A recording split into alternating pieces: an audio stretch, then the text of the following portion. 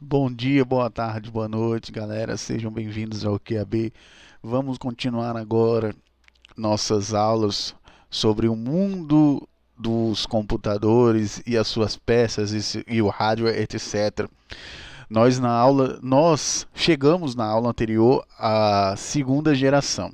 E hoje eu serei bem breve para a gente conseguir falar sobre a terceira e a quarta geração, que são muito importantes e tem muita gente hoje em dia que tem a terceira e a quarta geração.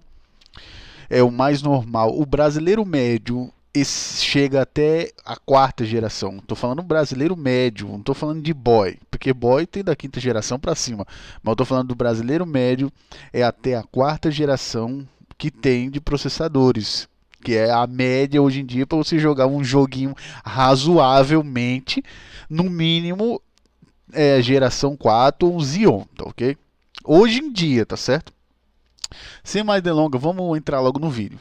Então, nós temos a Ivy Bridge, que é a tecnologia da terceira geração, e a Haswell, que é a quarta geração. Então vamos começar pela Ivy Bridge, que é a terceira geração de processadores. Vamos começar com o i3. O que a gente tem de diferente na Ivy Bridge, que é a terceira geração? Vamos lá.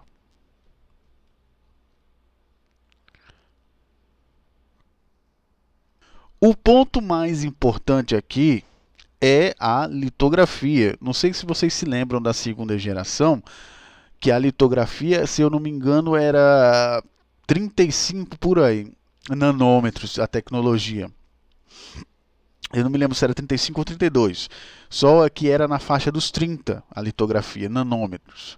Aqui a gente já tem uma redução significativa na tecnologia, com uma litografia de 22 nanômetros.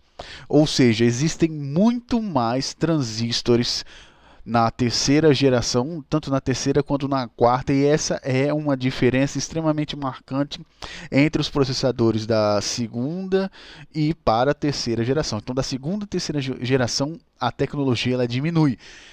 Esse é um ponto extremamente importante e essa é a diferença mais marcante entre o i3 da terceira geração e da segunda geração. Então a gente vê que os núcleos eles continuam na mesma ordem.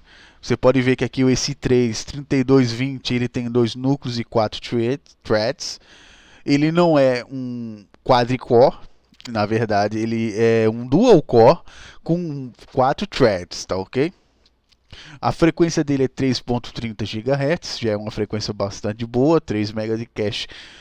Ou seja, os megas de cache dele são fracos em comparação à outra geração, mas ele tem uma frequência boa. 3.30 é uma frequência muito boa. Se você comparar hoje em dia que tem processador da quinta geração e da sexta também que não tem essa frequência, mas no geral ele é muito bom dependendo do projeto que você quer.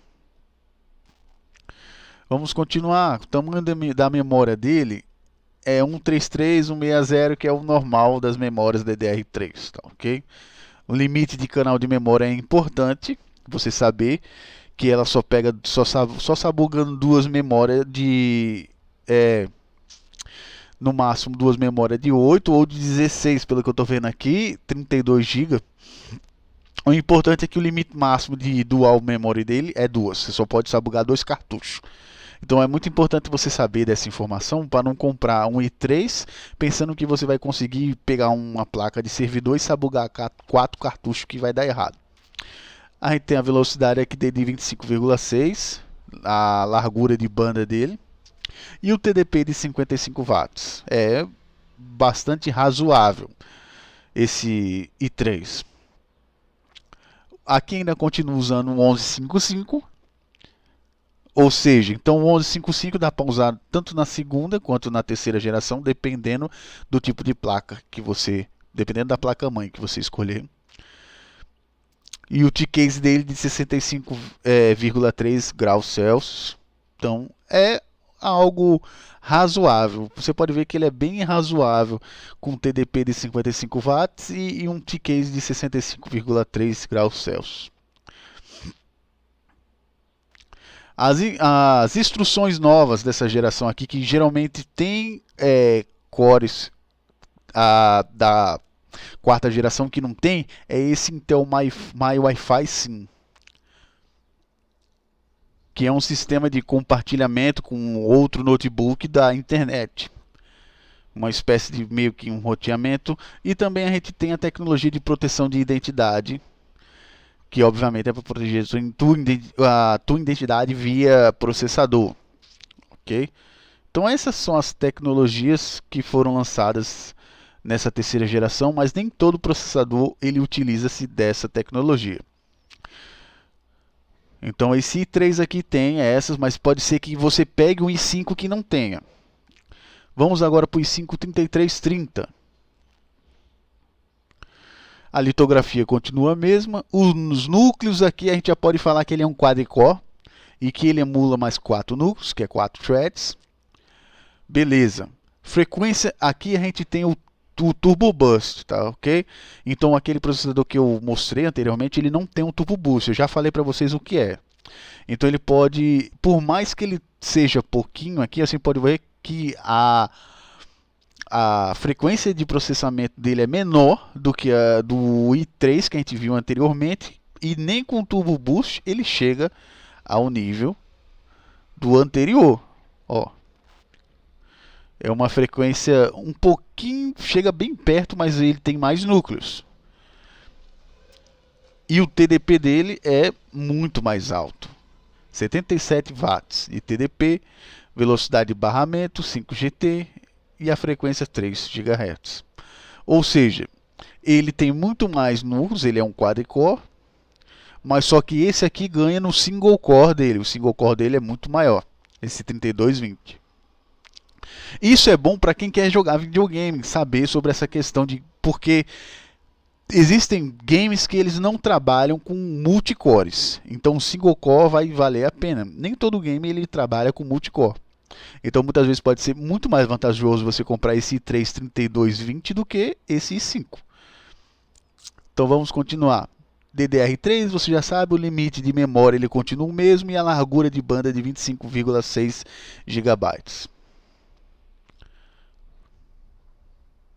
Lembrando que eu sempre tenho que falar para vocês, largura de banda aqui ele está falando da memória, quanto ele pode, o limite de transferência da memória para processador, placa-mãe, a placa-mãe, limite de banda, o limite de banda significa mais isso, essa questão. Possivelmente a gente vai entrar mais um pouquinho sobre essa transferência de dados no futuro, quando for falar sobre endereçamento, sobre os endereçamentos, barramentos, esse tipo de coisa, a gente entra mais um pouquinho sobre essa questão. Aqui a gente vê que ainda continua no 11.5.5. O TDP eu não coloquei aqui, o TDP não, o T-Case dele é 67,4, ok?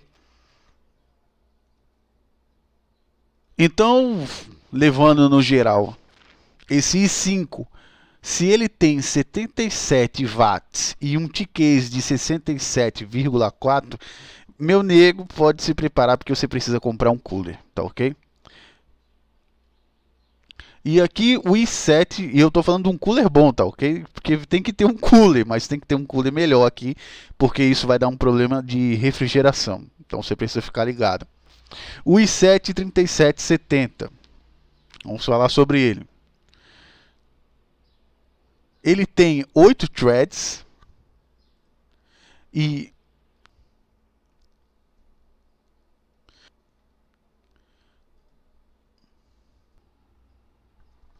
e 4 núcleos, tá ok? Ele é um quad-core que pega 4 threads e o legal dele é o Turbo Boost dele de 3.90, mas geralmente eu acho que você não vai usar o Turbo Boost, porque o seu processador 3.40 já dá para você jogar razoavelmente um joguinho no modo mínimo. No mínimo dá para você jogar desde que as instruções sejam dentro da AVX, etc.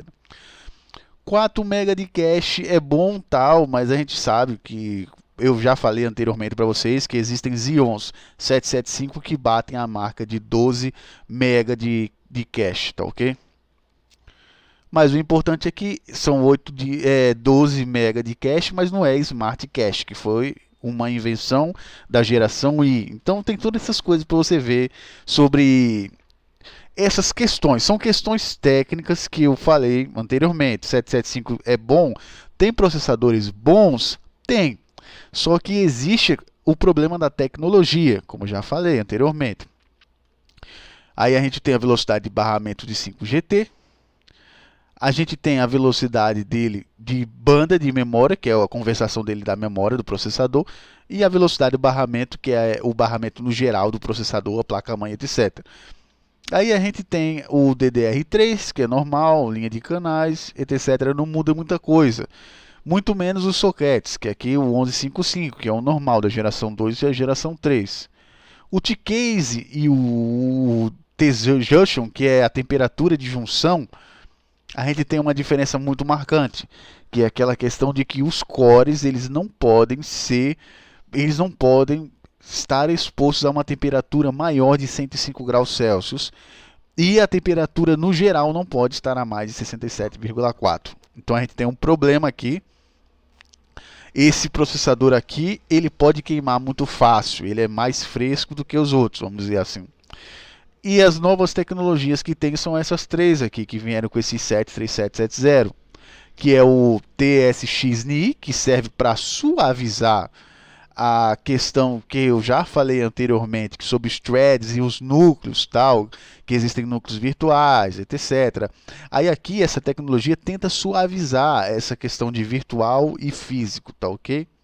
E a gente tem também as instruções do AES, que serve mais, que é a questão de criptografia, descriptografia, que são um novo jogo de instruções, para dizer a verdade, sobre essa questão, para se tornar cada vez mais fácil essa questão de criptografia e descriptografia, que é algo meio complicado. E a tecnologia anti-roubo você tem que pagar, uma tecnologia que eles inventaram, que dá para rastrear seu PC, onde é que ele esteja, desde que você pague. E por hoje é só. Espero que vocês tenham gostado do vídeo de hoje. Na próxima, eu tava querendo fazer a quarta geração, mas o vídeo vai ficar muito longo. Então deixa para a próxima para a gente começar a falar sobre a quarta geração, que é a geração Haswell, que é muito boa também. Então espero que vocês tenham gostado do vídeo de hoje e até a próxima.